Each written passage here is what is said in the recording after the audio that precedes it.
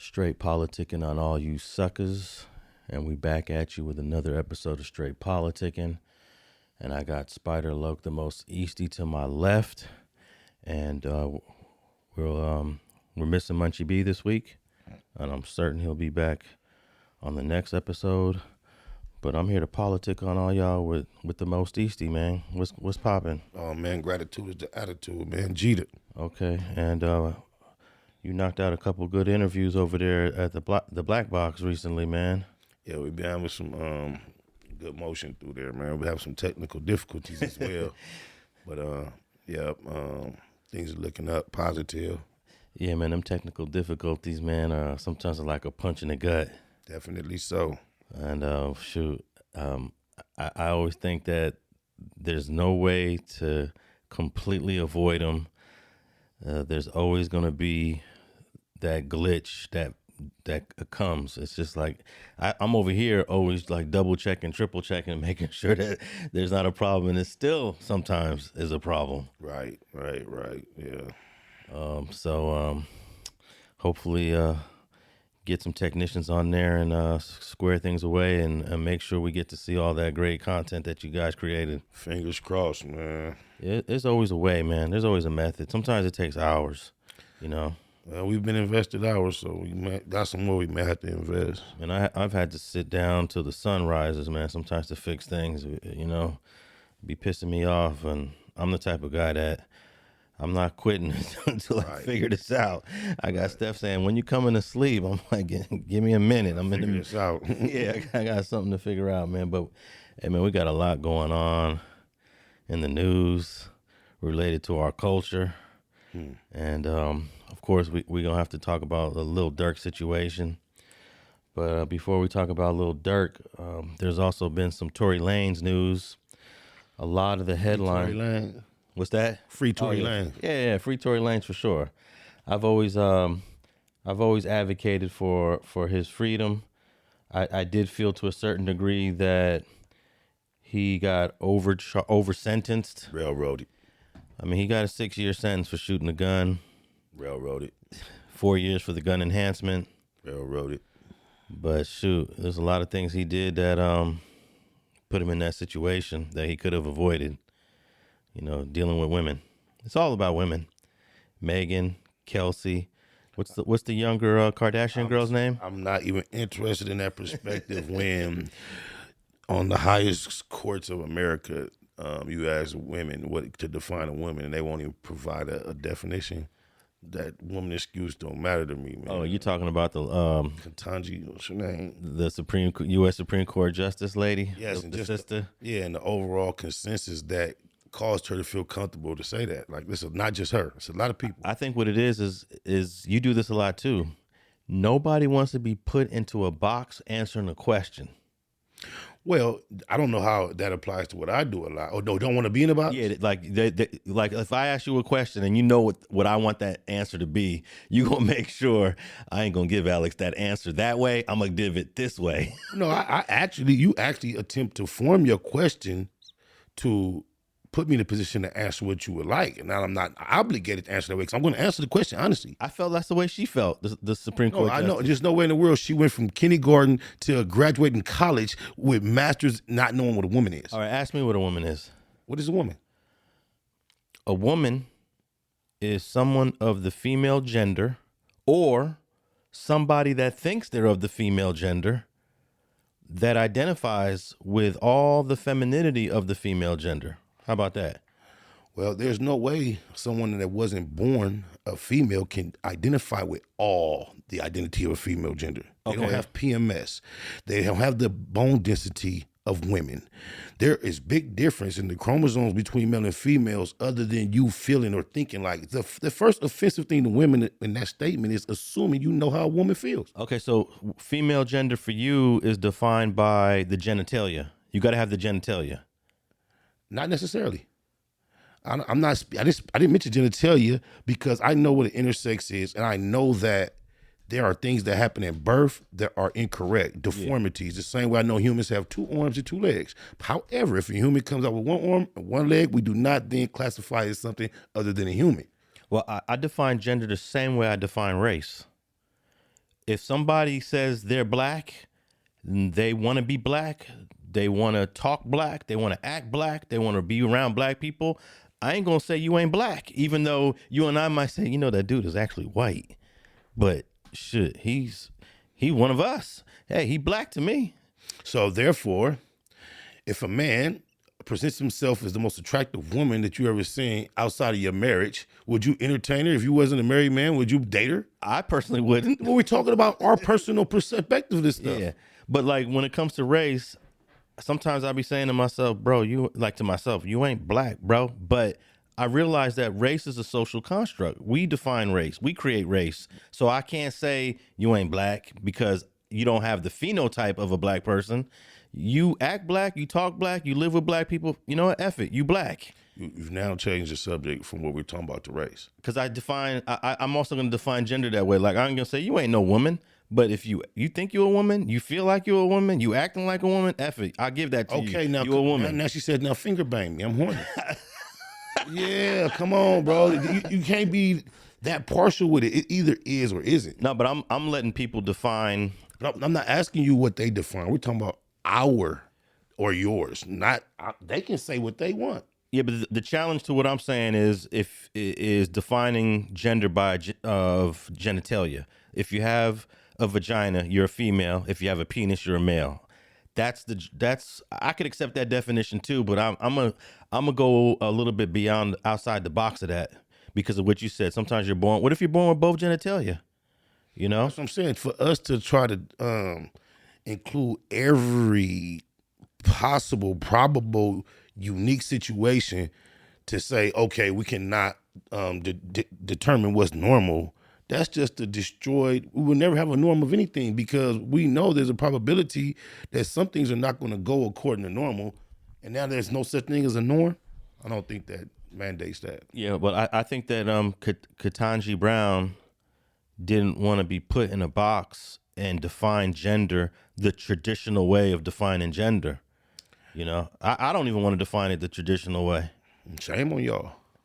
Because then that means gender is just defined by your genitalia. You keep using the word gender. The word gender was only brought up for you to make your point. The thing in the first place was Tory Lanez got, I said railroaded. You said because it was a woman.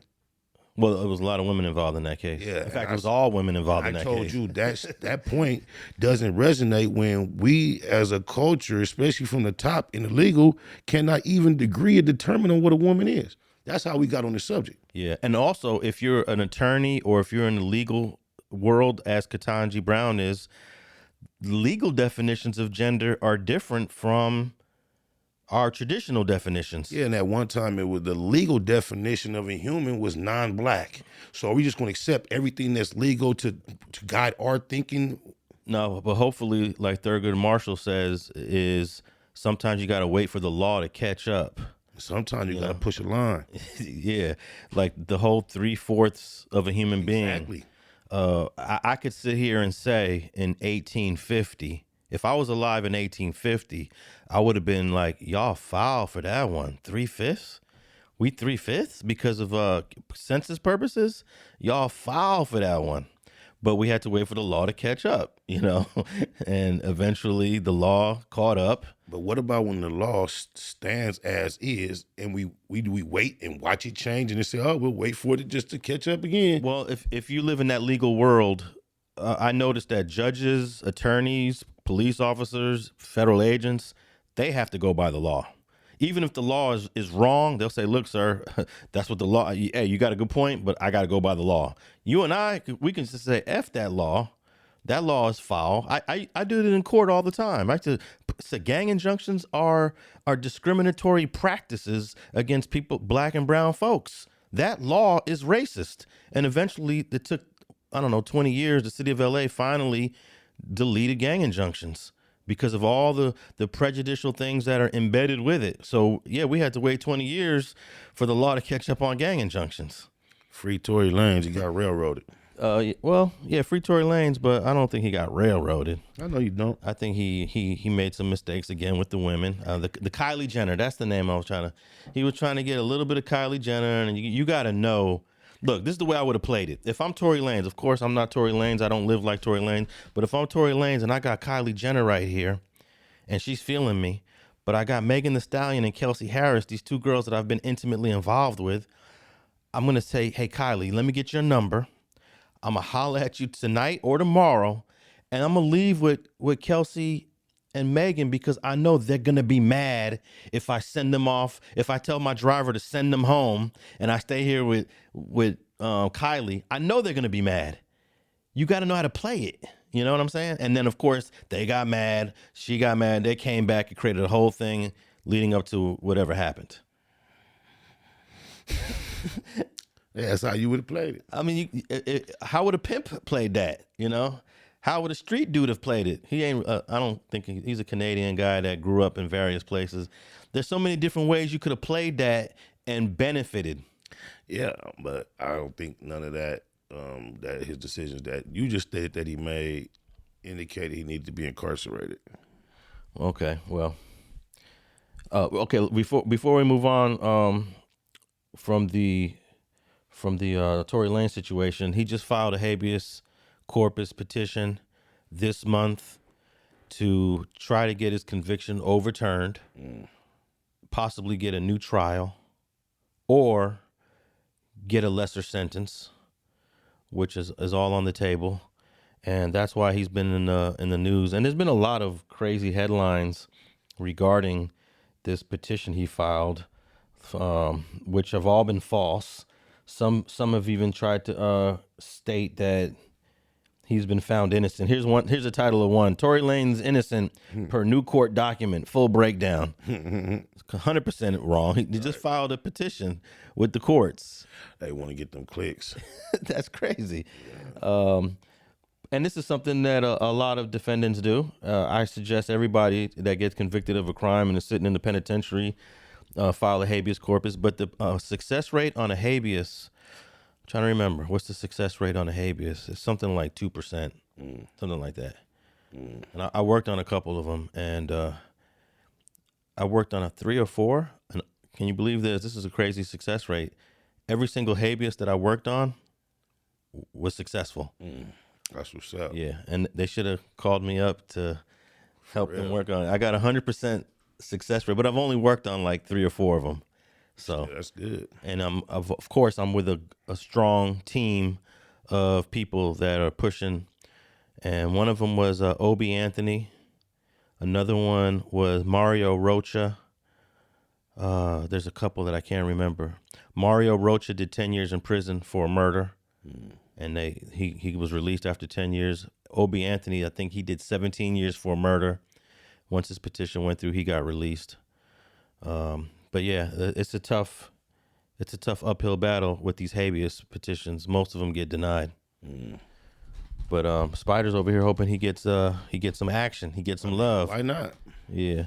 Hey, do you think that he would be able to jump back into music? I think we talked about this before. If he gets out in about 3 or 4 years, let's say 4 more years from now, he might get out. Or is music going to have changed so much and people have forgotten about him? It's going to be hard to jump back in. Forgotten about, but I think he has a gambler's chance. Okay, and one of the issues with his habeas that the courts have brought up is this phone call that he had with Kelsey Harris while he was in the city jail. He was still in the city jail right after the arrest. He made this phone call, and I just want to play. It's like a 4-minute phone call, and anybody who's never heard this phone call, you can go to Street TV and listen to the whole entire phone call. I actually was the one that broke this phone call back in, what it was, 2022. We're going to listen to like the first minute and a half of this phone call. Go ahead, play it. This is a free call from Tory? an inmate at LAPD jail. This call is subject to recording and monitoring. Press 1 to accept the call. To deny this call, thank you for using Telmate. Hello? Hey. Y'all got out safe and everything? Huh? Y'all got out and everything y'all good? Megan's still in the hospital. I'm outside the hospital. What hospital y'all at? About what? You're listening to Street TV. I said Megan's in the hospital still. I'm outside the hospital waiting. What hospital are you at? I don't know. Let me see. Cedar, something like that. Cedar. Bro. Sure. Regardless, I know she probably never ever gonna talk to me ever again, but bruh, I just want you to know, bruh.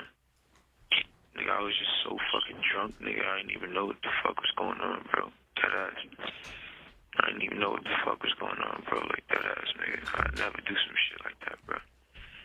Just that, nigga, I was so fucking drunk, nigga. I just didn't even understand what the fuck was going on, bro. Like, so whatever. Yeah. Bro. But regardless, that's not gonna make anything right, and that's not gonna make my actions right, bro. But I'm just deeply sorry, bro. I never even moved like that, bro. Like, never moved like that at all, bro. Like, for real, dog. I know. There's a lot that happens, but A whole lot, bro. Like, a whole lot, bro. I feel crazy, bro. But in this state, like, what happened already, bro. I can't take it back, bro. I'm just telling y'all, I'm sorry, bro. Like, You're listening to Street TV. I think I was just too drunk, bro. You know what I'm saying? When I got to the house, shorty, like, all top niggas, they gave me like 5 shots, like, off the door, like, you feel me? So I was out of there, like, wasn't in there with niggas, like, you feel me? We was taking shots past that time. I wasn't even there with niggas, like, bro. I don't even remember what we was even arguing about, bro. Like, you feel me? Like, yeah, no, I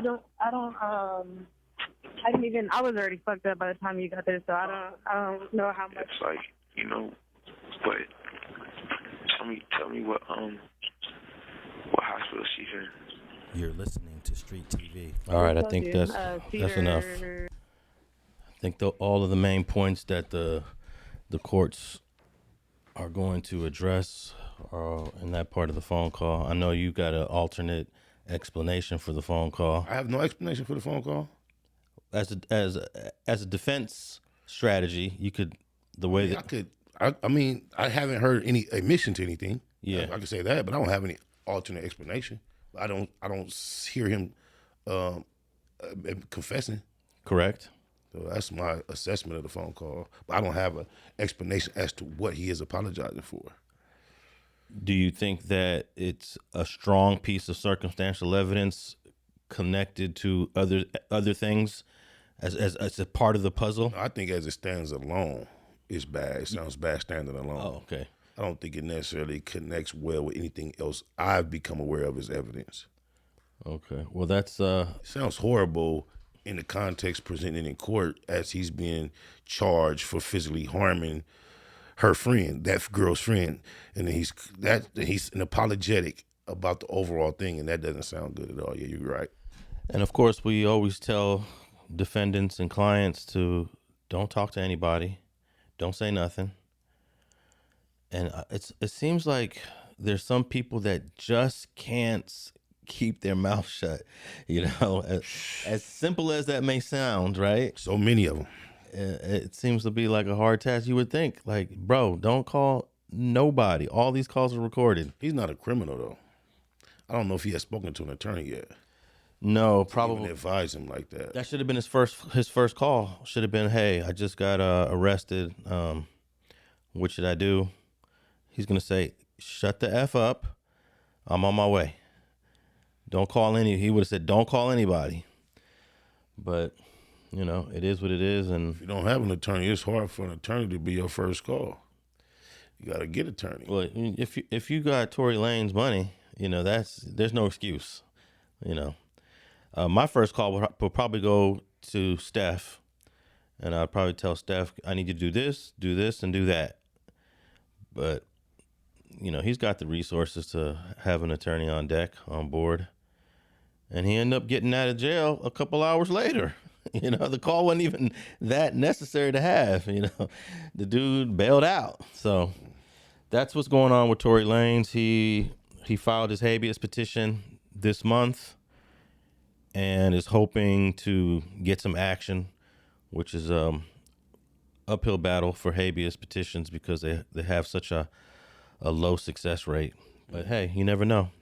But he's scheduled to get out, and we talked about this before. I'm gonna look up his release date real quick, and I'm more optimistic that he'll be more successful with a regular appeal rather than a habeas petition, just because they're just so hard to get approved. All right, let me see when Mr. Peterson is getting out, because he's doing 66% on the 10 years. Like whenever we hear 10 years, we're thinking, oh man, that sounds bad. But there's some people that do 85%, some people doing 66%, and every once in a while on a short sentence, you're getting 50%. Yeah. So do you know anything about the differences with that? How does one get one over the other? I don't. Okay, so they got his release date is May of 2029. Ooh-wee. So what's that? Well, we're about to be in 5 years. We're about to be in 2025. So 4 years plus, 4 years and some change. That ain't too bad, is it? I mean, What did he do? He didn't do nothing. he shot a gun. All right, like I said, he didn't do nothing.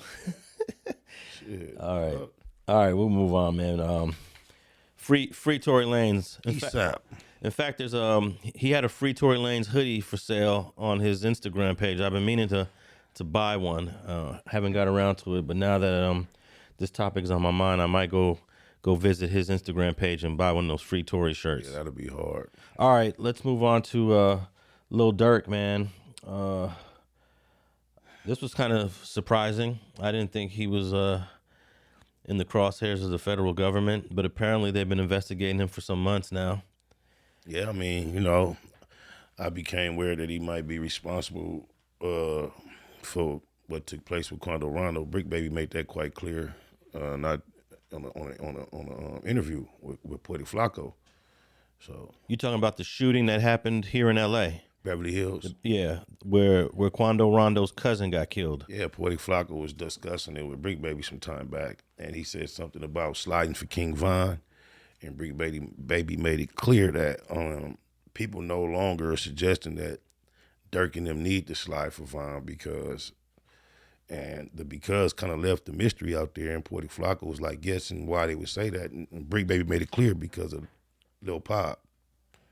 Okay, so they're believing Quando Rondo and his crew were responsible for King Von getting killed in Chicago. That's no question. Okay, so how come the feds ain't all over Quando Rondo? Because it's in the South. He had a legal weapon, self-defense. He got beat up on camera. He got rushed on camera, and then Lil Tim jumped out to defend. Okay, this didn't happen in Chicago then. This happened in Atlanta. Okay, so that case is done with. It's done with. They just dropped. They had it was still hanging over Lil Tim head for a while, and they just announced that it's a wrap. And he's free. Yeah, he's free. Okay, so they decided to go after Lil Durk and including his co-conspirators. I'm gonna read a little bit from this indictment. They had the grand jury back in June, so it's been some months they've been contemplating this. And I'm going to read a few sentences here. It says, at times relevant to this indictment, defendants 1, 2, 3, 4, 5, that would be Grant, Wilson, Houston, co-conspirators 1 through 5, were members and associates of an organization called OTF, Only the Family. They produced and sold hip-hop music for artists primarily from the Chicago, Illinois area. Defendants Keith Jones, a.k.a. Flocka, and David Bryan Lindsay, a.k.a. Brown Eyes, were members of other gangs in Chicago, Illinois. On or about November 6, 2022, DB, a high-ranking OTF member, got into a physical altercation with TB at a nightclub in Atlanta, Georgia. During that fight, an associate of TB pulled out a gun and shot DB multiple times, killing him. Would that be the King Von situation? I believe so. Yeah. After the murder, co-conspirator 1 made it clear in coded language that how can you say that? He made it clear in coded language that co-conspirators would pay a bounty or monetary reward or to make a payment to anyone who took part in killing of TB for the role in DB's murder. On or about August 18, 2022, co-conspirators learned that TB was staying at a hotel in Los Angeles, as alleged in counts 1 and 2. After learning of TB's location, defendants Wilson, Jones, Lindsay, and Houston and co-conspirators 2 traveled from Chicago to LA for the purpose of murdering TB on the same day, August 18, 2022. Defendant Grant also traveled by private jet to Los Angeles, California. And I'll put a link in the show notes below if you want to read this whole 18-page indictment. I'm not going to read the whole 18 pages, but Grant is Vonnie, Wilson is Dee Dee, Keith Jones is Flocka, and David Lindsay is Brown Eyes, and Houston is Boogie. And man, we were talking about this before we went online, before we went on camera, about the digital print that you put out there. There's no way you're going to travel.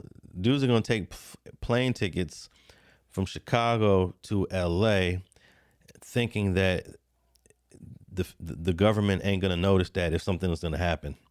Well, just being in LA is not illegal. So maybe they didn't feel like they needed to cover that track that hard. Yeah, but if you're going to start doing other things, allegedly, you don't want to travel under your name. Of course. You know, you can get on a train, but of course they needed to get here on the same day. That was the thing. Oh, such and such, Quando Rondo is going to be in L.A. We got to get there the same day. They rushed it. They bad. You thought you had to get him that day. You didn't have to get him in L.A. You see what happened when you rushed it. Here's my thing, and all of this is allegedly. Obviously, according to the government, Lil Durk is paying these other co-conspirators to do something for him allegedly. Why not pay somebody in LA to do it for you allegedly? Why have dudes travel across the country, get on planes, spend tickets, and then you got to get hotels for them? Just drop a bag in LA allegedly and do it that way. That's just something that crossed my mind earlier. That makes sense. All right, I got a few news clips because I'm really interested in how the media has been covering this story. Let's play a couple news clips. We're gonna start with clip number 1. Ravi, Lil Dirk, whose real name is Dirk Banks, made a $150,000 campaign donation to Mayor Brandon Johnson shortly after Johnson took office last year. What Johnson plans to do with the money, though, remains unclear. Mayor Brandon Johnson facing scrutiny today about his connection to well-known Chicago rapper Lil Durk. The mayor saying he knows few details about the murder-for-hire charges Lil Durk is now facing, but noted the rapper's philanthropic work in the city. Lil Durk's mission to build financial literacy for children across the city and making other critical investments for the children of the city is where his heart, has been. The rapper, whose real name is Dirk Banks, runs a Chicago-based charity called Neighborhood Heroes, but he also operates a music company. According to state records, in June of 2023, The Voice Touring LLC, which lists Banks as the manager, donated $150,000 to Mayor Brandon Johnson's campaign. Do you feel like you should donate that to charity or do something with that money? Is it tainted? Well, I mean, look, I don't operate in feelings. I operate in truth and justice. And again, I don't know all the circumstances around these accusations. When pressed about Banks' donation, the mayor deferred once again. If you're asking me if I should make a judgment on a black man before a full trial has actually come to fruition, I hope you do understand why it is not my position to determine the outcome of someone's life. Banks, through his charity work, has been connected to many well-known people in Chicago and elsewhere. ABC 7 legal analyst Gil Sofer says no one should jump to any conclusions. We're a long way from being able to judge whether there's any exposure, criminal exposure to political officials. I mean, odds are that this case is focusing on this violent crime that's been charged and that all the rest is noise. Now, when I pressed the mayor on the optics of keeping the donation, I got cut off, and he moved on to another question. But clearly, this is something that he's going to have to deal with at some point down the road. Give us answers about what you're going to do with the money. Yeah, that's a question that had to be asked. Yep. No, it didn't. Right, it didn't. And you, and why he had to say that? I knew you were going to say all something. people. I knew you were going to say something. That's the question you had to ask. And for those who are listening, that's a black newscaster in his newscaster voice. You know, a lot of these newscaster voices are fake, right? The best example of that I've seen is this black lady out on location, and she's doing her, oh yeah, the 9-7, and then somebody came and did something, and she, man, all. Most black folks on the news using a fake voice. Yes. That's a question that needed to be asked. Yes. You know that guy don't talk like that. I'm talking about she went straight hood after, like, I think it was a kid came and did like a prank or something. She cussed him out, but at first she was like, and yes, this is good. It was your point was made perfectly recently. I saw it on camera. What about the brother that was out there doing the news and a fly got in his dude too? Yeah.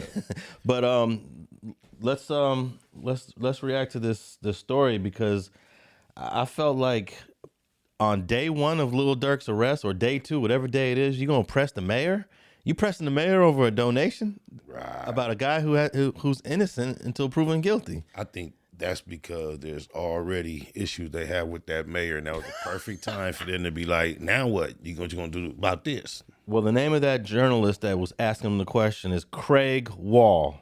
Shame on Craig Wall. And who was the dude that co-signed to what you had to ask? Oh yeah, I don't know his name, but we'll get his name. But Craig Wall, come on, man, there's better questions to ask, right? Than some donations that Lil Dirk gave. And if he does keep the donation and do good for the community and the kids with it, what would be the problem?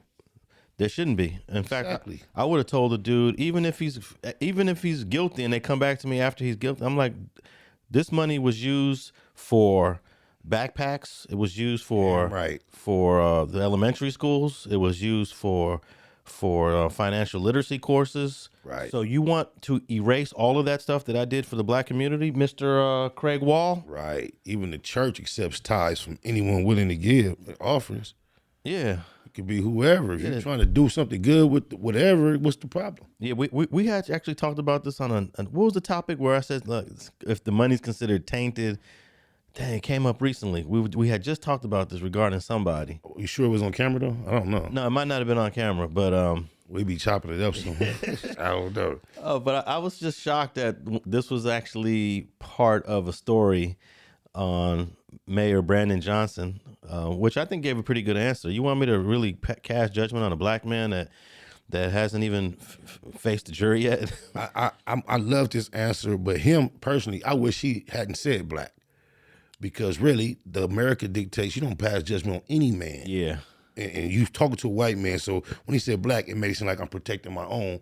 But if he would have just quoted typical policy, I think it would have been a little more, poignant in the man's face. But I still have liked the fact that he didn't say, oh, I wish he would have just been a little more firm. Like, yeah, I'm going to keep it. Well, I think he was frustrated. I think he said black man because he's getting frustrated. And they didn't. Oh, that was they edited the long version of that. That's a longer question between Craig Wall and the mayor, and they just took the soundbite and put it on the news.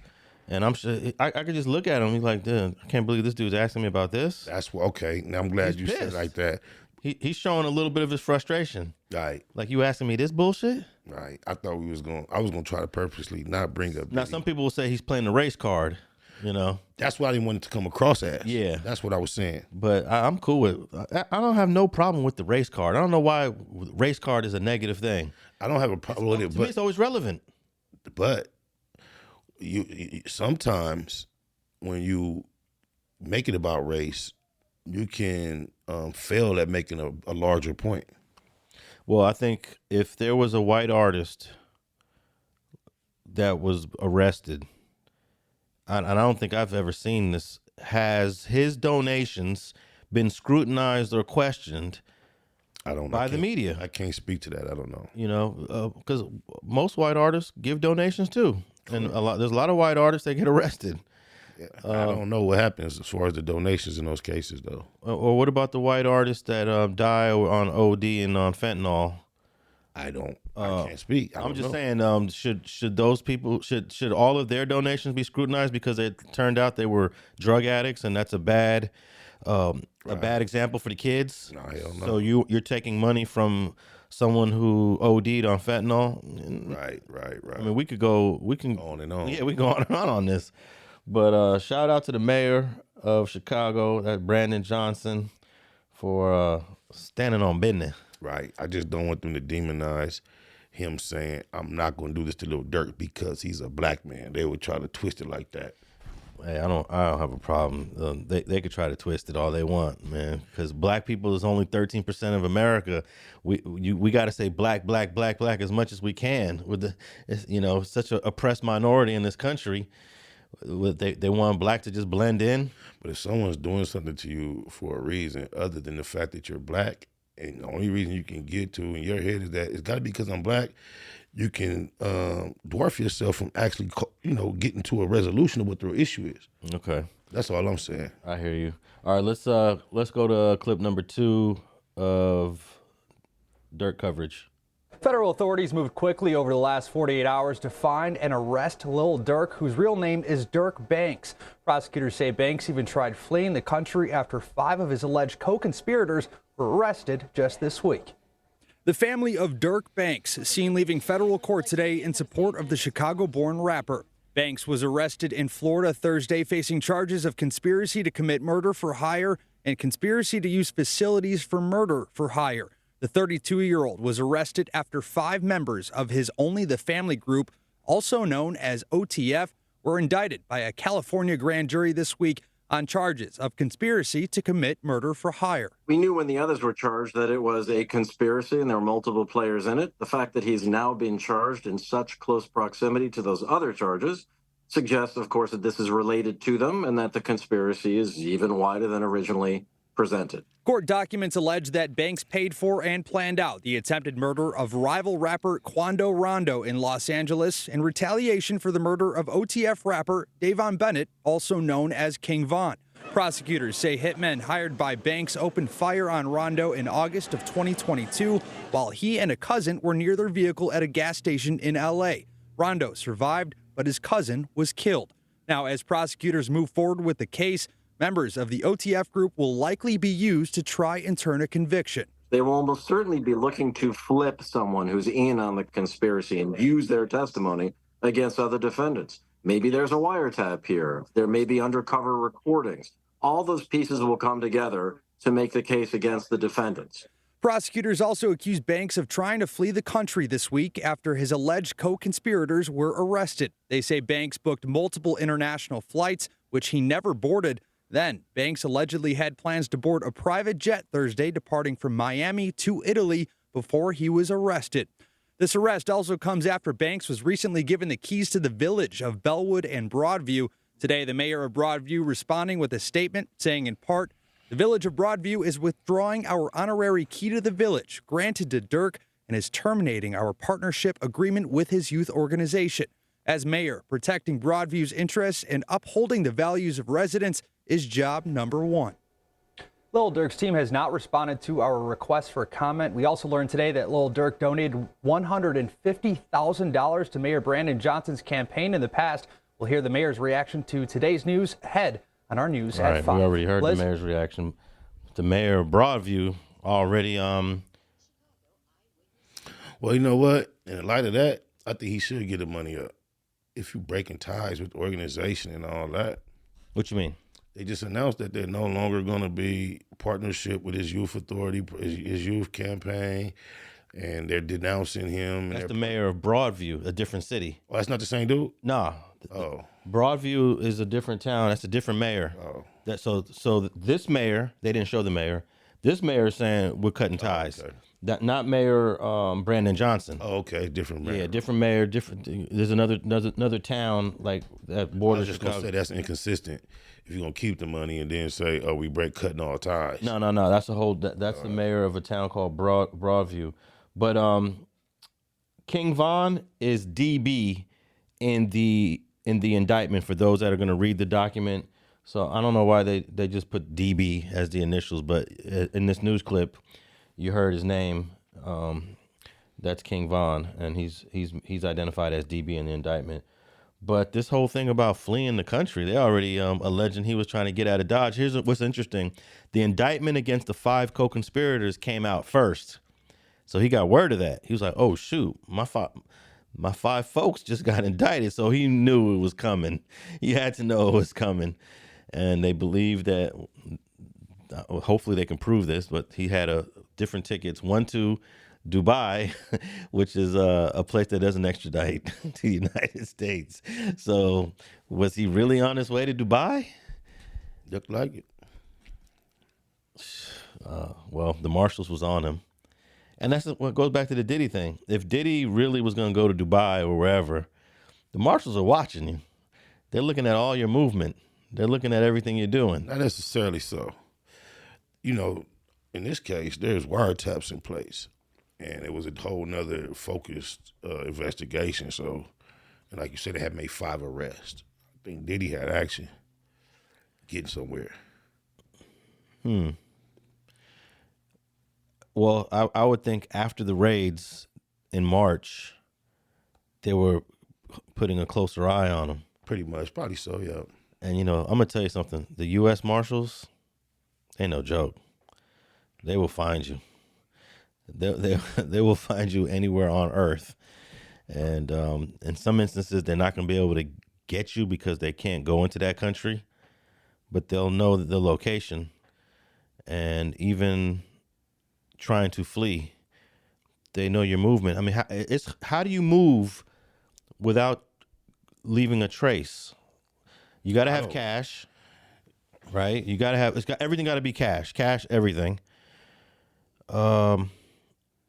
Your vehicles are probably going to, all these new vehicles are trackable now.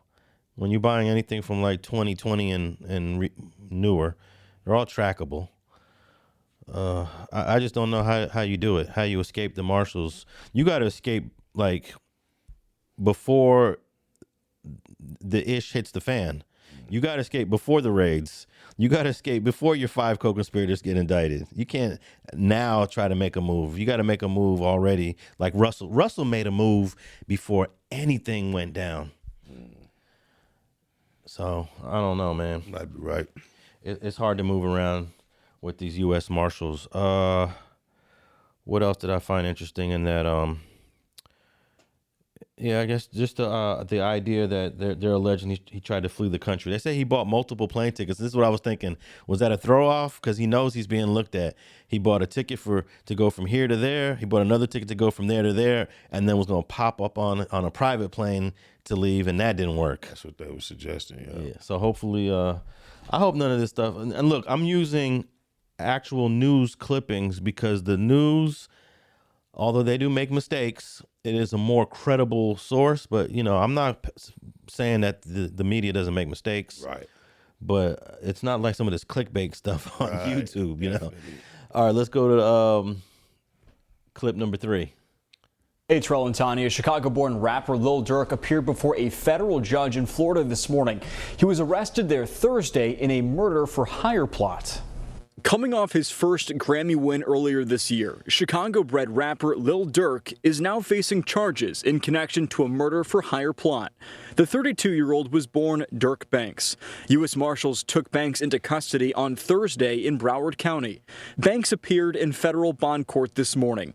Now, details about the rapper's arrest or charges have not been released. 5 members of Dirk's Only the Family group, also known as OTF, were indicted by a California grand jury this week on charges of conspiracy to commit murder for hire. Banks' arrest comes just weeks after he was named in a lawsuit which alleges the rapper had a hand in a 2020 gang-related deadly shooting of a Chicago rapper, FBG Duck, born Carlton Weekly. Weekly was killed in the Gold Coast neighborhood by a group of masked men as he waited to enter a high-end store. 6 purported gang members were convicted of carrying out Weekly's murder. Weekly's mother spoke with ABC 7's Karen Jordan after filing the lawsuit. Not a day goes by that I don't think about him and the life that was taken from him. Now, Lil Durk and his team did not comment on that lawsuit. We'll be sure to update you when we learn more about the charges the rapper is now facing. All right. That was an interesting clip because the FBG Duck's mom is filing a lawsuit. She believes that there's some money earned that OTF, I guess, has benefited off of the death of FBG Duck. I haven't looked at it. I'm not really in touch with all that.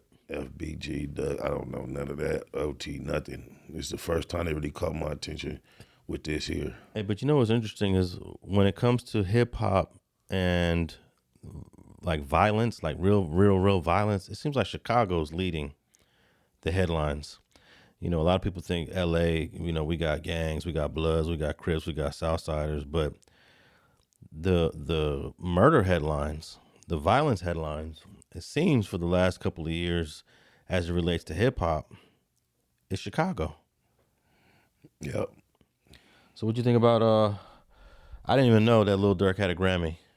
Me either. This has got to be a first. A Grammy award winner being charged with murder. I don't know if there's a precedent for that or if he's the first one. Yeah. Might be the first one. All right, I want to read a little bit of this. Go ahead. I was going to read a little bit of this this indictment that specific. What I read earlier was for the five co-conspirators. This is the indictment against Lil Durk himself, Dirk Banks, aka Mustafa Abdul Malak. And it says here that a lot of this is redacted, but under probable cause, it says Banks is the leader of the Chicago-based rap collective OTF. I know based on the investigation that OTF also acts as an association in fact of individuals who engage in violence, including murder, assault, at the directions of Banks and to maintain their status in OTF. For example, based on evidence collected during the investigation, including the interview of witnesses, I know that Banks put a monetary bounty out for an individual with whom Banks was feuding named TB. As detailed below, on August 19, 2022, multiple OTF members and associates used two vehicles and worked in tandem to track, stalk, and attempt to murder TB at a gas station located in Los Angeles, California. TB would be Quando Rondo, whatever his government name is.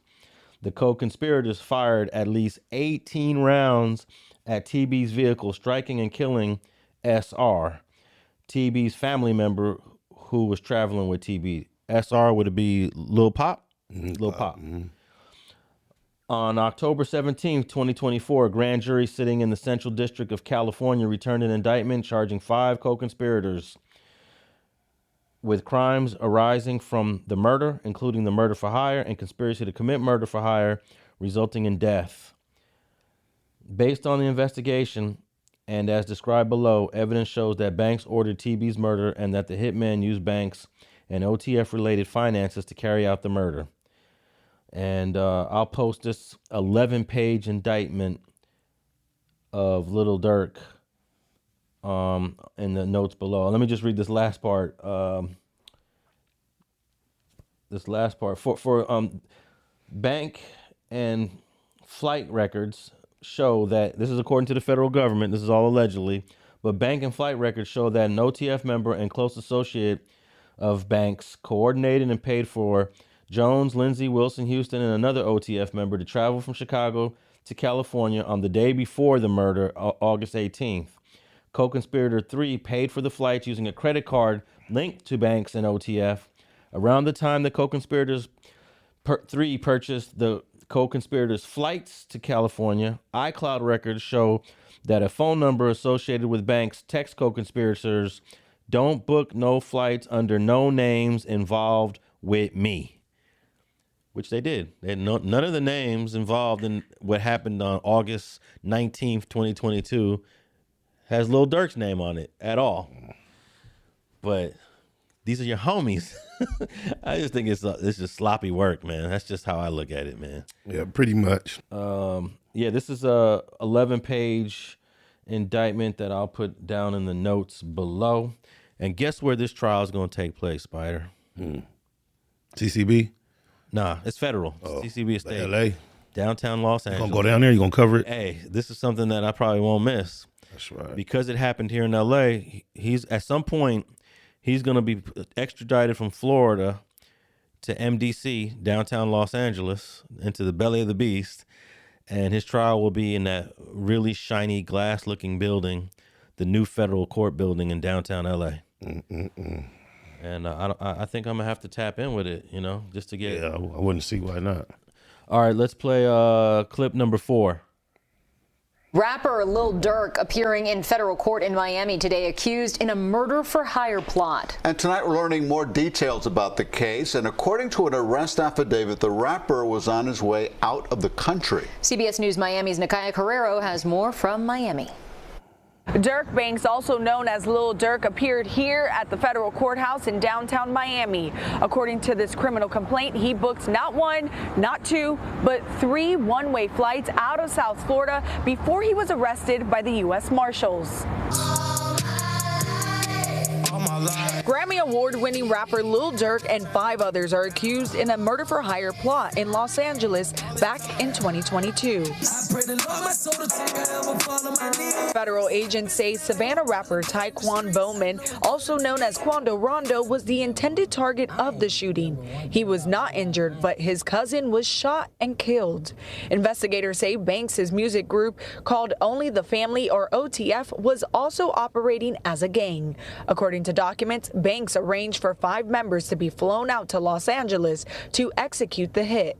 On page 3, he texts one of his co-conspirators, "Don't book no flights under no names involved with me." But that was not the case. Credit cards linked back to the artist and his music group OTF were used to pay for the flights and hotels.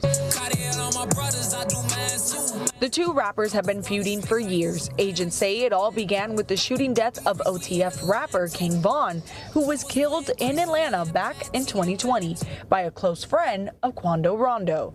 Charges were later dropped against that friend due to Georgia's Stand Your Ground law. Fast forward to the arrest Thursday night. Agents were tipped off that Banks booked 3 one-way flights out of the country after his co-conspirators were arrested.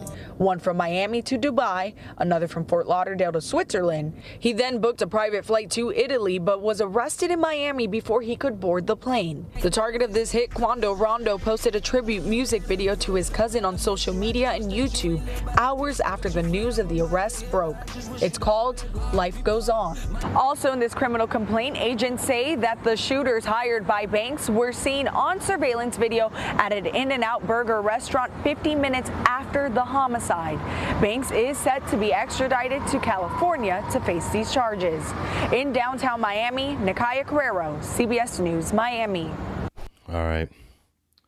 What stands out? Anything?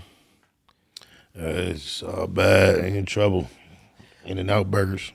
Hey, I'm trying to figure out. I wonder if they got In-N-Out in Chicago. No, they're talking about here in L.A. I know. I wonder if they have them in Chicago. Was it something like they been wanting, hadn't had one in a while, like to get that In-N-Out shit? Yeah. In fact, there was a few years ago, there was a woman that bought an In-N-Out burger to take. She took it to her on a flight, and somehow she dropped it. It fell, and somebody found it in the streets of New York, like an In-N-Out burger. And there's no In-N-Outs nowhere in New York. And they were just trying to figure out how the heck does this In-N-Out burger get here? I don't even think In-N-Out exists outside of California or outside the West Coast. But yeah, these brothers was like, man, I've been hearing about these In-N-Out burgers. In-N-Out has been announced to go somewhere recently that it hasn't been. I can't remember, but I noticed some new place is going to have them. Can't remember what it is. Yeah, I remember here in L.A. there were very few In-N-Outs. You had to travel some distance to get an In-N-Out burger. Yeah. But main one was on that we used to go to was by Harbor General. When we used to drive for the whole, anybody from the city would go all the way on Vermont and like, what's that, 223rd or Carson? Oh yeah, way down there. Yeah, right there. That was the closest one for a lot of us. Okay, In-N-Outs only exist in California, Nevada, Arizona, Utah, Texas, and Oregon. So basically the whole... What's the latest one? Because there was an announcement. One of them is just getting it. This is, let's see. There are 334 locations. They were founded in 1948, and they're only in those 6 states. So, yeah. In-N-Out has been my personal favorite fast food burger for the longest, but I recently think I get that Crown of Fat Burger, bro. Well, Fat Burger is different from. Oh, you know what? I do like the Fat Burger because they'll throw that chili on there. They'll throw that fried egg, that bacon. You can't get none of that at In-N-Out. Nah, you can't. Yeah, man. The patty is like a little more homemade. It's not as perfectly shaped. You got the little uneven edges on the patty. It just seems more homemade. And the price is not. It's pretty much the same. Yeah, they're decent. They're decently priced, both of them. Yeah, they're dope. Ooh, that's a good one. I've never compared the In-N-Out burger to the. No, you said Fat Burger. Fat Burger. I'm thinking of Tommy's Burger. Oh, Tommy's. I'm not even gonna put in the rankings. No. Nah. Okay. But here's my question with the In-N-Out. This happened in 2022, 2 years ago.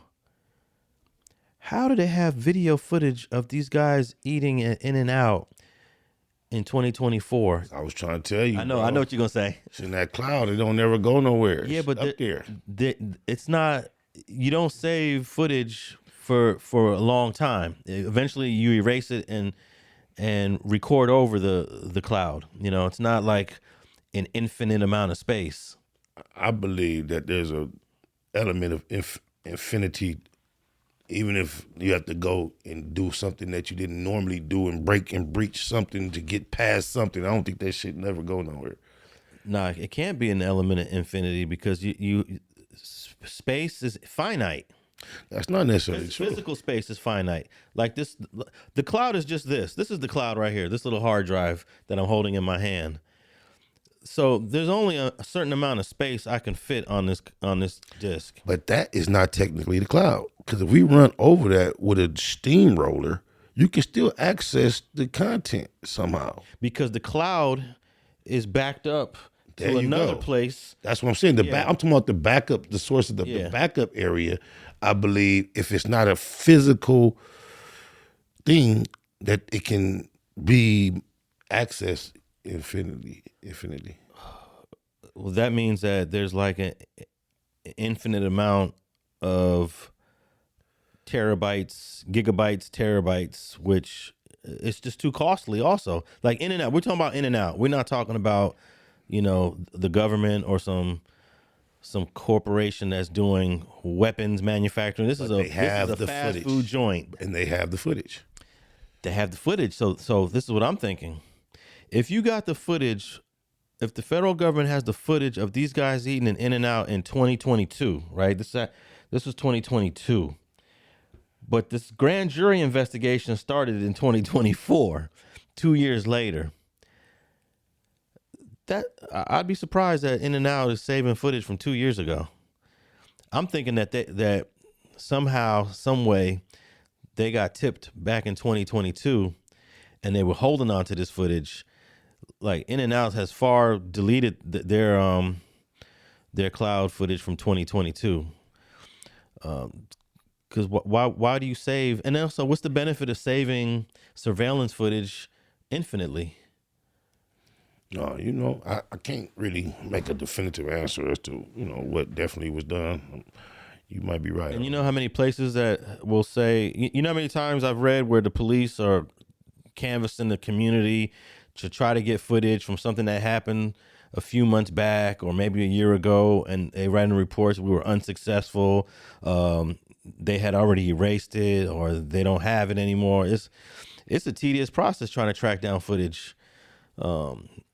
Now with the Ring cameras, I don't know how the Ring thing works. I think you mentioned something about it goes into the cloud as well. But even with the Ring camera, if you're paying monthly for the Ring, so you're gonna have to pay for that storage as well. And that's going to be a certain cost. It's like even with StreamYard. All that shit good until you fuck up on there and you ain't the one who want it, but the laws want it. And then all of a sudden, that shit you couldn't get is accessible, bro. That's how I've been seeing it. Yeah, well, if these guys are on footage enjoying the burgers at In-N-Out, that's not going to help their case cause at all. And I'm almost certain one of them dudes said, "Hey, we got to have an In-N-Out burger before we head back." That's what I was thinking. Why In-N-Out? Before we go back to Chicago. Because even at the McDonald's or something, if you're just hungry, they wanted that In-N-Out, that double, animal style. I feel it. What do you think about the implication or the future? You know, they didn't bring those guns on the plane. So you think they're going to be communicating as to where they got gripped up at? Hey, one of these 5 co-conspirators, we're going to see how solid they are. Mm-hmm. But I mean, I have to keep it real. Almost every case, there's one guy that's willing to tell. But there's already somebody amongst them wearing a wire, so they might know everything that we want to know that they need to know. But all those guns are from Los Angeles. That's my thing. Those are all LA guns. Yeah, so somebody here local is sweating bullets. Man. But hopefully the LA guy didn't leave a trace. He cleaned his tracks. Oh, they on them phones too much reportedly already. They got in touch with one another. How many LA numbers do you think they have or they communicated with? But look, here's my thing. This happened August 18th, 2022. You had to be under investigation in 2022 to have all these phone calls. They weren't under investigation until 2024, according to this grand jury. Right, in terms, the grand jury starts in 2020 earlier this year in June. Wait, I could be wrong. They could have been investigating it since 2022. Yeah, they could have been. But when they get your phone records, they can still see who you talked to in 2022 as far as the phone records. Yeah, I know that T-Mobile. Here's another thing: T-Mobile only saves the last 24 months of your phone records. That's when you want them.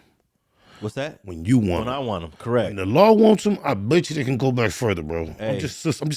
I'm convinced. Nah, I be reading too many of these cases where they. Oh yeah, you do be involved. Where they subpoena the records and they can't get them. And it only goes back to a certain date. Okay. And it's not like we want your calls from 2015. That's not my. Nah, that's going to be almost impossible to get. All right. Because T-Mobile has no. Actually, the only reason why T-Mobile saves it for 24 months is for law enforcement. They have no desire to save your records because it costs them millions of dollars to put it on a server and save this. So after 24 months, boom, I switched from T-Mobile to AT&T. I can only go back 1 year. Outside of that, do you prefer AT&T or do you miss T-Mobile? Because T-Mobile's getting on my nerves. I'm looking for some. I only switched over to AT&T because I was going to save like $80 a month on my bill. On how many lines? On 6 lines. Oh, that's not okay. I was paying like $250 for 6 lines. Now I'm paying like $175 or something. I'm paying that much for 2 lines. I need to go to AT&T. Also, one thing I missed about the T-Mobile though, they threw in Netflix for a discount. Yeah. Now I'm paying full for Netflix because now the family's addicted to Netflix. So now I'm paying the full whatever it is. But yeah, I like T-Mobile because I can go back 24 months when I log in to look if I lost a number or I never saved a number, but I remember I called this person on Thanksgiving, last year. I can just go to T-Mobile, go to that date, boom, there's the number. Right. I can't do that with AT&T, unfortunately. I can't go back that far. But yeah, I don't think that T-Mobile or AT&T or any of these cell phone carriers have any desire to save our records, for 5 years, 6 years. Makes sense. But because this only happened in 2022, yeah, those records are available. Yeah, and and here's the thing: those 5 co-conspirators that I just read about had to phone call LA from Illinois before they got here. Unless someone smart said, do not call nobody from LA until you get to LA. But you would think they probably called them before they got here. But according to the reports, they're aware that LA let them know to come because the boy was there. So they got the call from LA that it's time to get out here. Now, I'm pretty sure they was going, huh? But was there a way to know that Rondo Quando was in LA through social media? I don't know, but the way they reported it was that they were alerted and then they sent the troops. Yeah, how do you get caught at a gas station in the middle of Beverly Hills? But that should have let us know it was out of towners, because how many niggas finna go to Beverly Hills to get their man instead of waiting until they come back closer to the shits? Niggas don't really follow shit out to Beverly Hills and spread up. Well, how would you compare the Pop Smoke situation? Because that was a house up in They Beverly didn't go to Hills. spray nothing. correct. That was just a flop. Yeah, that we was a go flop. to flop. But just to go spray broad day at the gas station. Yeah. Nobody from LA is spraying. On no gangster shit. Yeah. Nah.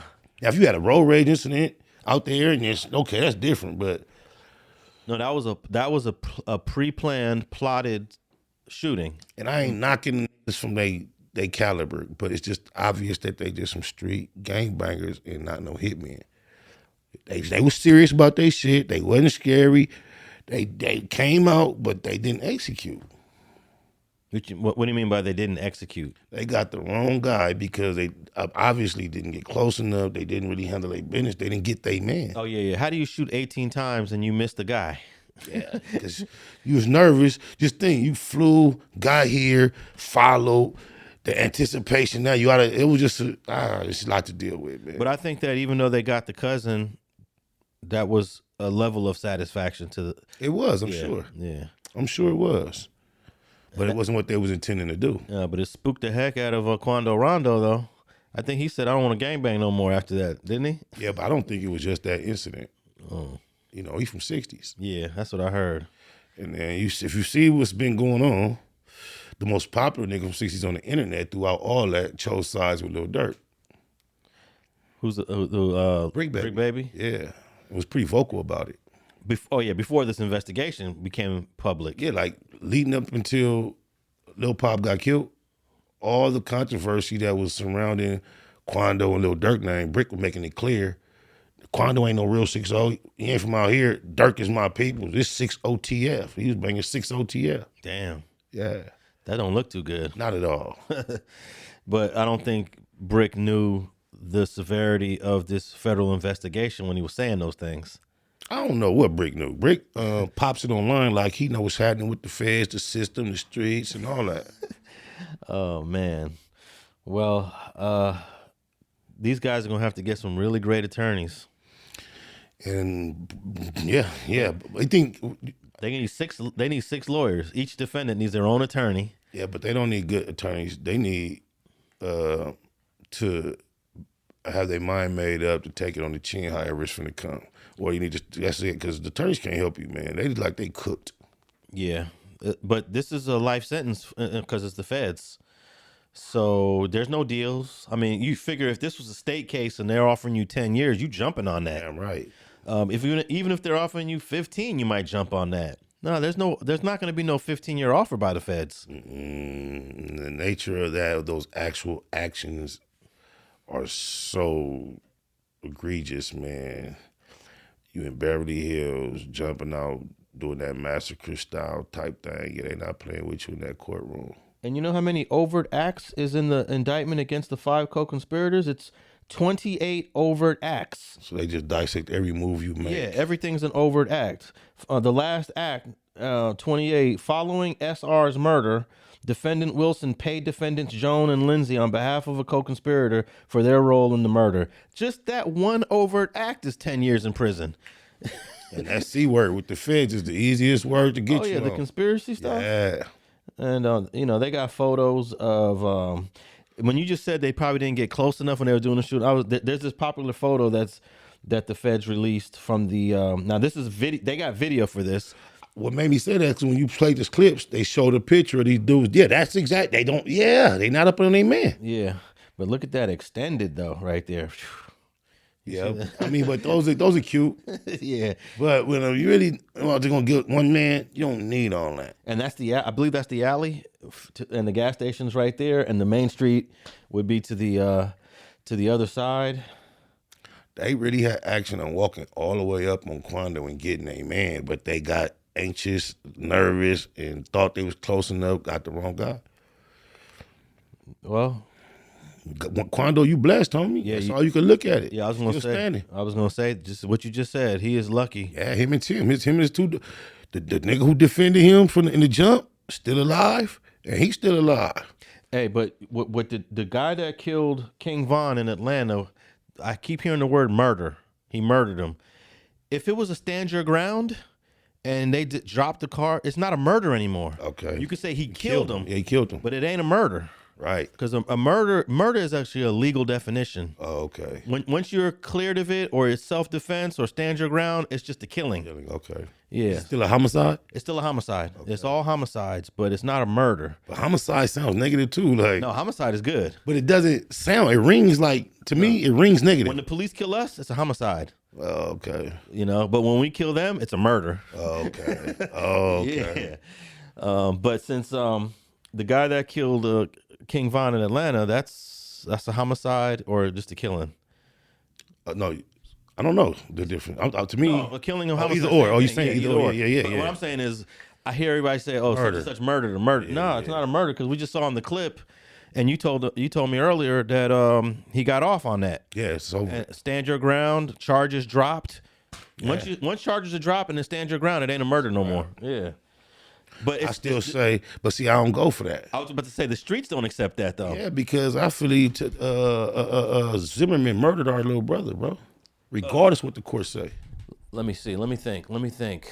I watched that trial too. Look, if it goes the way that Zimmerman told the story, there was a part of it where Zimmerman said that he was on the bottom and Trayvon Martin was on top of him beating his ass. Mm-hmm.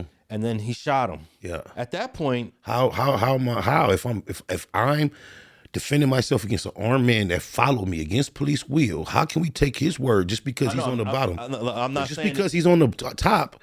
He's defending himself. He's on top, and this man is armed. So when was he supposed to stop defending himself? Well, I'm saying if we go by the way he told the story, that he followed this young man. He followed the young man with a weapon, but Trayvon didn't know he was armed. We don't. Irregardless, okay, he has a weapon, and at some point he physically engaged this young man with a weapon. Well, he says he verbally engaged him.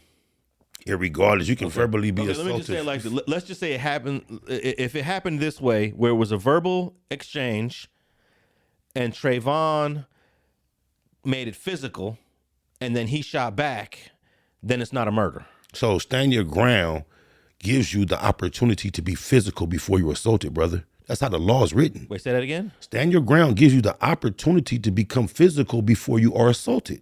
You don't have to allow someone to assault you before you defend yourself. Okay, I don't know Florida stand your ground. I think that's the premise of stand your ground. I don't think you have to be hit. You don't have to be kicked, punched, or assaulted. If you can detect a real present danger, you can stand your ground. Someone is about to attack you. So you're saying that just the presence of Trayvon Martin alone is enough for Zimmerman to stay, I'm standing my ground because he's a black man and I'm in fear? I don't know how Zimmerman got to stand your ground when he admits, I followed this person. They told me to leave him alone. I think any American being pursued by a stranger that's being aggressively getting in your business, you should be able to turn around and posture yourself for defense. The fuck are you bothering me for? I'm minding my business. Go and get an iced tea. Yeah, I agree to that. But the way Zimmerman told the story was, it wasn't that he just postured himself to defend. He attacked Zimmerman. According to Zimmerman, I'm not saying that's what Trayvon Martin did, but according to Zimmerman, he attacked him, and then he showed photos of all his bruises and the back of his head. He said Trayvon was banging his head into the sidewalk, and the back of his head was bloodied and busted open. So, I think that's what the jury had to deal with. I wish I was on that jury. Man, rest in peace, Trayvon. Funky motherfuckers. But yeah, I think Zimmerman instigated the whole situation. But at the end, if what the jury was presented with was you have a guy getting attacked. I can't accept that. I understand. I can't accept that. I understand. I feel like the attack was the pursuit of the young black man. That was all a portion of an attack. Did you ever see the pictures of Zimmerman's head? If I did, I can't recall them. I'm not sympathetic to I was a little.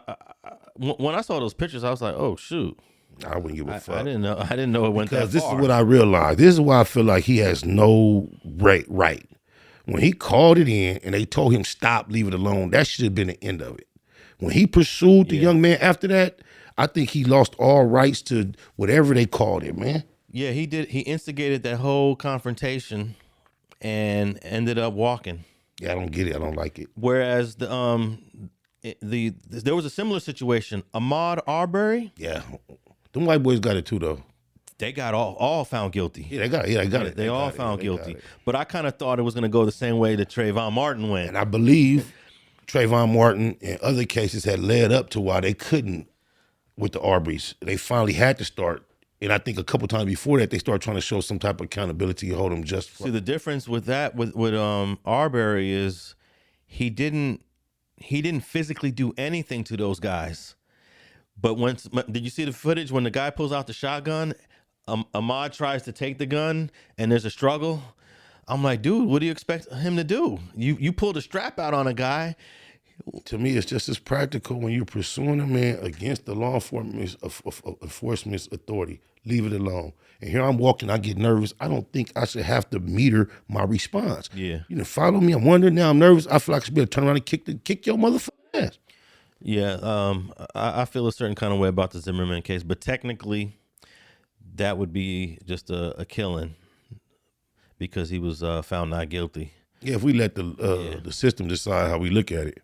But I have to accept it like that because when I'm defending somebody from here, from our section, from LA, and we're able to convince a jury that it's not a murder, I gotta accept that and because I'm fighting for guys here. But you're fighting for them to rule it not being a murder because you already believe it's not a murder. Correct. So even if just because you lose don't mean your belief change. That's correct. But I have to respect in most instances, I have to respect the verdict that the jury rendered because a lot of times it's not the jury's fault. The judge decided I'm not going to admit this. And I'm like, bro, the jury needs to see this part, you know? And the prosecution and the defense are arguing about what the jury can see, what can be evidence. And I'm like, oh, we're going to lose it now, you know? You know what that's an important factor right now with the Menendez brothers. Yeah. Because in their original trial. The second trial. The first trial, they saw everything. That's what I was about to say. In the original trial, they got a hung jury. Yeah. And then the second trial, they eliminated some of the important evidence and then they got found guilty, right? Yeah. So in that situation, the jury, you would say to yourself, damn, how can the jury hung jury this time and they found him guilty the second time? Well, they were looking at different evidence. You know, so we can't really be pointing the finger at the juries. What we need to be doing is holding judges. Whoever the judge was in that second trial, he messed it up for the Menendez brothers. What's your prediction and your thoughts on their situation? Oh, they're going to come home. I mean, how many years has it been? 30? Something like that, yeah. 89. I heard you talking about you was on high. I was listening to you on the Black Box, and you remember the high power elevator. Menendez brothers and OJ. And because like they used to make you face the wall, but the elevator be right there. Yeah. And like, don't turn. I couldn't help it. That nigga OJ head is big. That nigga OJ used to have a big old head. He got a big head. He does. Head. Hey, do you remember if back in that year, was the sheriffs recording the defendants that were in high power, like just had one defendant just with a recorder? Not that I could recall. Yeah, I think that might have came in a few years later. Because now every single defendant on high power, you get escorted by like 2 or 3 deputies. Mm-hmm. There's one deputy just holding a camera. So they don't have body cams in there, huh? You know what? No, they don't. The last time I checked, they don't have body cams. Man, that's a good question because body cams is now becoming universal. Yeah, I'm seeing. But are body cams used by deputies in jail situations? I'm not sure. I haven't been jailing, like that these recent years, man. All right, man. It's looking bad for Lil Durk. Indeed. But he's innocent until proven guilty. Indeed. And there's always an outside chance that this is all a misunderstanding. There's always that outside chance. Definitely, indeed. And that's how I always approach, every case. I've had cases that, I've had cases where I was like, this evidence is over effing whelming. 6 months later, not guilty.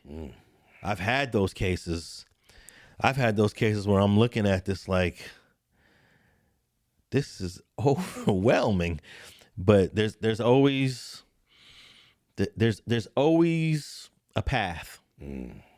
There's always an angle. and we'll see. But we all know that this is the feds. You know, I work mostly in state cases, so the feds is a whole nother ball game. You know, I'm learning. But hey, man, what you got next coming up? Oh man, I don't even want to announce nothing because I'm in the midst of technical difficulties in the black box. Me and my partner Scrap, we trying to cliche 9-3 TV this situation, man. We having audio issues. Adam, deuce. I finally realized that you might not have been bullshitting because, yeah, we got 2 episodes. My last 2 interviews, we can't access the audio, bro. So I'm having a headache. I'm going to go to the studio when I leave here and try to go work on that. But we just building, man, outside of that. Well, I knew when Adam invited you back, like, a couple weeks later that it was definitely something wrong with that first interview. You wouldn't have got invited back so quickly. Right, man. You know, and then you end up being a regular on there for like a couple months. So. Yeah, but still there was some things spoken of in those moments that still made me think like Adam probably preferred not those things to go out. Hey, you got a very conspiratorial approach to analyzing things. Well, I mean, why would you give so many things the benefit of the doubt when so many things are probable? Because I do believe I believe that your first interview with Adam 22 completely got messed up by the audio glitch. That's odd that you have so much faith that they said that and you haven't even laid eyes on the scenario or nothing, but you believe in Adam that much. No, I don't believe him that much. You know, trust me, I'm not happy that he is the sole reason why we have a loose cannon running rampant on the internet, okay? But the fact that he invited you right back, you did another hour-plus interview. That posted immediately. Then you came back on and did the show with Flacco and Munchie B together.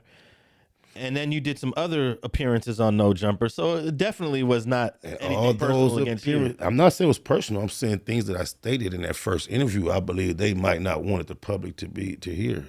Did you didn't repeat those in the second one? I didn't. Oh, okay. Because the moment was... that's like you say you a Munchie phone call. He's like, nah, they gonna. Yeah, it was not gonna be the same. Yeah, so I didn't even try to spark the moments. There was a lot of them was like impromptu, and it was just fiery. Okay, before we wrap up, I just wanted to ask you about you have a nice little relationship going with Jaguar Wright.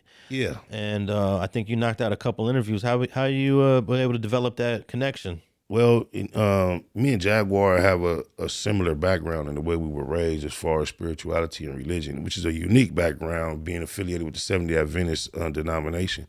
So when I became aware of that... The Church of Latter-day Saints? No, Seventh-day Adventist. But aren't they the Church of Latter-day Saints, the Seventh-day Adventists? No, not at all. Oh, okay, my bad. Go ahead. So when I became aware of that, it's not a real popular sect, so I always feel like a bond to people when I realize that they're Seventh-day Adventists.